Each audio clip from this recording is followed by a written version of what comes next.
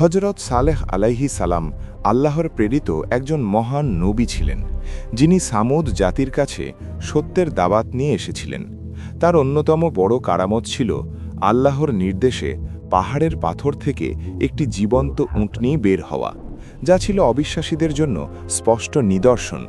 তিনি তার জাতিকে সতর্ক করেছিলেন যেন তারা এই উটনীর ক্ষতি না করে এবং আল্লাহর নির্দেশ মেনে চলে। কিন্তু অনেকেই অহংকার ও অবাধ্যতার কারণে সেই উটনীকে হত্যা করে, ফলে তাদের উপর কঠিন শাস্তি নেমে আসে। এই ঘটনা আমাদের শিক্ষা দেয় যে আল্লাহর নিদর্শনকে অস্বীকার করা এবং নবীদের অবাধ্যতা করা ভয়াবহ পরিণতি ডেকে আনে। জানি না আপনারা সবাই কেমন আছেন, কিন্তু আশা করি আল্লাহর রহমতে সবাই ভালো আছেন। আমার এই ভিডিওটি যদি ভালো লাগে তাহলে অবশ্যই আমার চ্যানেলটি সাবস্ক্রাইব করবেন ইনশাল্লাহ। আর ভিডিওটা কেমন হয়েছে তা অবশ্যই কমেন্ট করতে ভুলবেন না। তাই ততক্ষণ নিজের খেয়াল রাখবেন। আল্লাহ হাফেজ। আবার দেখা হবে অন্য একটি ভিডিওতে।